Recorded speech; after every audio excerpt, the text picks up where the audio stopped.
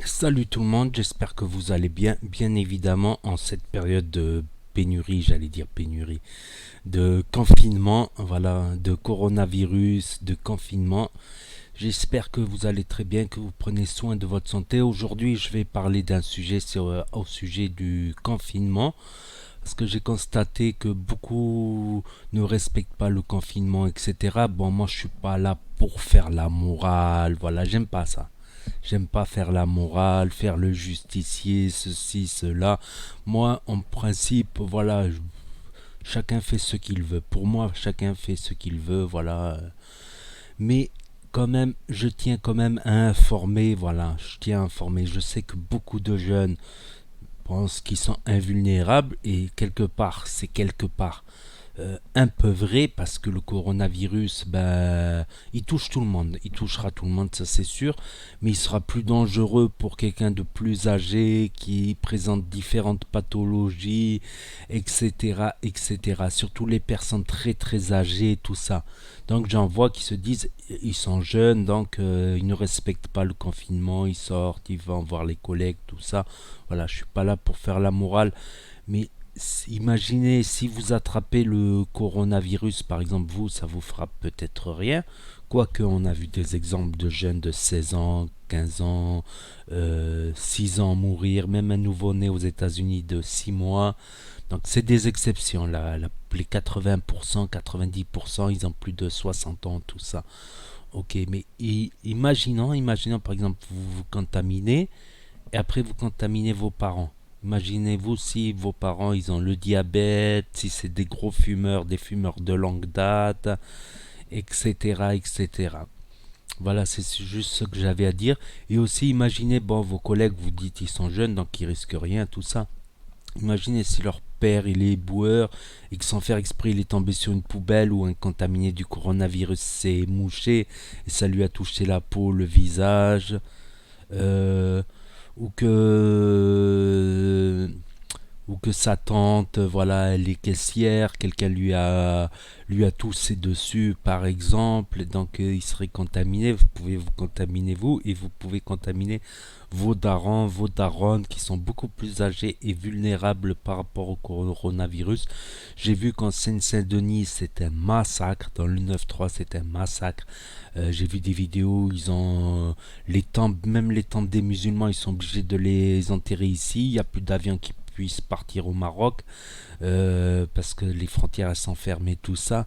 Des dizaines et des dizaines, pour une journée, il y a eu des dizaines et des dizaines de tombes musulmanes. Et je ne vous raconte pas pour les chrétiens et les autres religions, c'est des centaines par jour dans le rien que dans le 9-3. Voilà, c'est ce que j'avais à dire. Certes, ils ont tous 80%, ils ont plus de 60 ans. C'est vrai, mais tu en as aussi des 40 ans. Tu as aussi des pathologies où tu ne peux pas savoir si... voilà, certaines pathologies, par exemple, si tu as un début de cancer, tu ne sentiras pas du point de vue santé que tu as un début de cancer. C'est quand le cancer il va vraiment se développer que là tu vas le sentir. Et le coronavirus, voilà, ça affaiblit le corps et tout ça. Pareil, j'ai entendu dire pour les diabétiques que des fois on les diagnostics des années après. Ils peuvent être diabétiques, ils ne le savent même pas. Ou et les fumeurs aussi, bon, ça concerne plutôt les fumeurs de longue date. C'est pas tous les fumeurs qui vont mourir s'ils sont atteints du coronavirus. Mais comme le coronavirus attaque les poumons, et les poumons, ben, vous les endommagez avec la cigarette, ben voilà, moi je vape, voilà, c'est de la vapeur nicotinée, ça pique un petit peu la nicotine. On la sent passer, d'ailleurs j'ai une chaîne Nasvap qui parle de ça, voilà, moi j'ai essayé, ça marche pour moi, voilà. Après ça, chacun voit midi à sa porte, comme on dit. Donc les fumeurs, même moi qui étais fumeur longtemps, franchement j'ai pas l'air comme ça, j'ai l'air plus jeune que mon âge, mais je suis un ancien. Eh ben, je suppose que mes poumons sont pas en super bon état. Tu les récupères pas comme ça en quelques années. Donc, je fais attention. Voilà, j'évite de sortir. Voilà, les mains, distance, tout ça. J'aime pas faire la morale. Oh là là, Adim, j'aime pas faire la morale. Mais je préfère, voilà, faire passer mon message. Voilà, j'espère que vous comprendrez que c'est pas quelque chose de léger.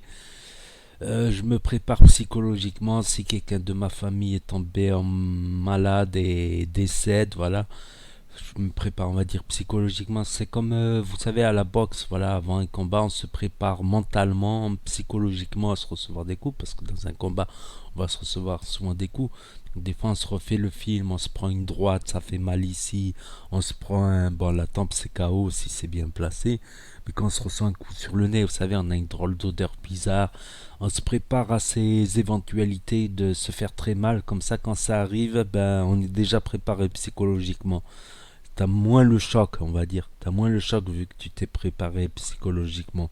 Ça peut arriver surtout chez les très très âgés, mais il y a des exceptions comme on a vu. On ne connaît pas tout sur cette maladie. Il y a eu même des très jeunes qui sont décédés à cause du coronavirus ou se faire hospitaliser. À savoir que la moitié des hospitalisés, ils ont moins de 50 ans, moins de 40 ans ou moins de 60 ans. Je n'ai plus les chiffres en tête.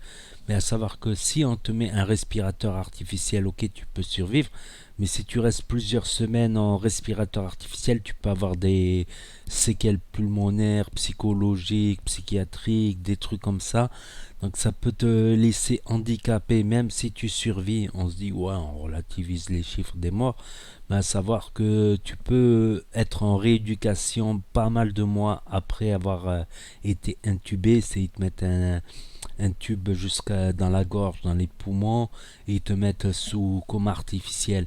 Si tu as des graves problèmes pulmonaires, tout ça, parce que tu as souvent une inflammation des anticorps. Donc les anticorps, tu sais, ça fait comme du pu dans les poumons, un truc de ce genre, et ça te laisse tomber. Ça te bousille les poumons, même tes propres anticorps, ils te foutent en l'air tes poumons à cause de cette maladie de merde. Bon, je vais éviter de dire des insultes. De coronavirus, le connard de virus, voilà. J'ai passé pas mal de temps à regarder les infos, regarder sur internet pour me renseigner. Et ouais, certes, c'est les vieux qui décèdent, mais il y en a beaucoup qui auront des séquelles pendant des années, ils seront en rééducation. Tu perds des capacités pulmonaires, c'est du style tu marches trois pas, t'es là.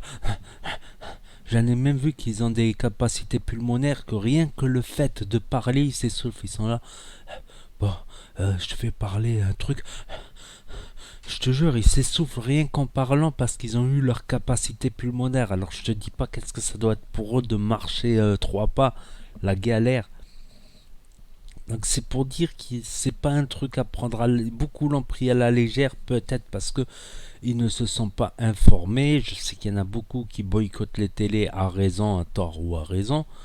Mais voilà, je passe mon message. Après, vous faites comme vous voulez. Voilà, si vous avez un jardin, voilà, vous voulez prendre un peu de soleil, ok, mais c'est de garder des distances de sécurité, de pas trop taper les bises, tout ça. Vous savez pas votre collègue, sa mère, elle fait quoi comme métier, son père, son oncle, sa tante, etc. Ses nièces, ses cousins, tu peux pas savoir.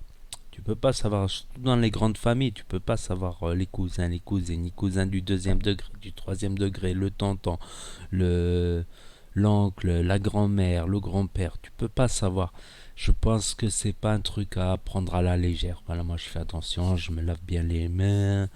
Même le virus, il peut être sur les poignées de porte.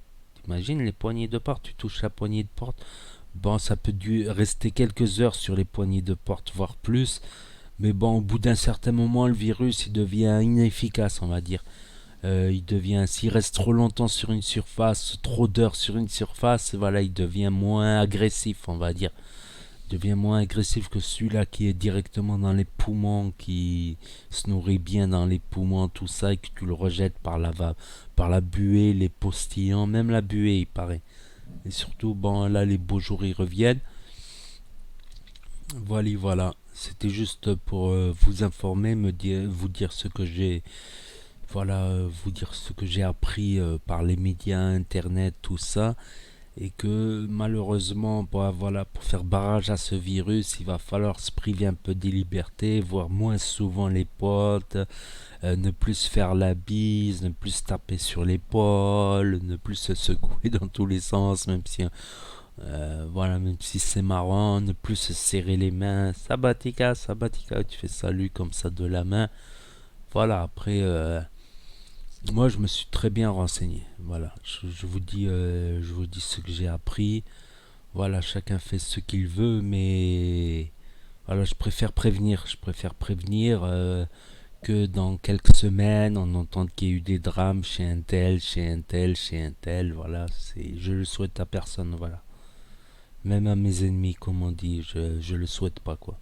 Mes vrais ennemis, je leur souhaite une bonne pastèque ou une bonne baffe de ma part. Bah, mais je leur souhaite pas que leur famille soit contaminée du corona, etc. Allez, voilà ce que j'avais à dire. Merci à tous ceux qui ont regardé la vidéo, qui ont mis des pouces bleus, qui ont mis des commentaires. Vous pouvez avoir un autre point de vue différent. Vous pouvez l'exprimer, voilà, sans insulter, voilà. Sans insulter ma personne, voilà. Vous pouvez me dire ce que vous en pensez dans les commentaires. Je vous répondrai. Voilà. Le débat, c'est possible, mais le débat dans le respect. Un minimum de respect, comme on dit, quoi. Voilà, voilà, donc merci à tous. Donc momentanément mes vidéos, tout ça, les replays de Snap, tout ça, ça c'est sur NAS 06 bis. Voilà, momentanément. Donc je vous remercie à tous et je vous dis à très bientôt les amis les potos pour de nouvelles vidéos. Tchuss, c'était NAS 06, merci d'avoir regardé.